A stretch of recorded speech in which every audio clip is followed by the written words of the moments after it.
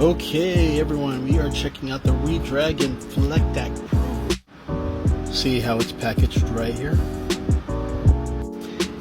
And like all REDRAGON products, you get extra switches, you get the USB-C adapter, and you got the keycap puller as well. So this is a FLEKACT mechanical keyboard, and it is tri-mode.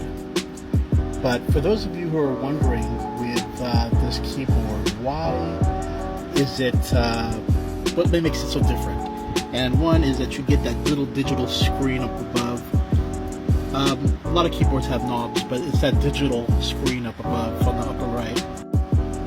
So this keyboard uses their new Leopard L switch. It's a thicker pre-loop linear switch that leads to smoother typing. So let's check it out. Ooh, quiet.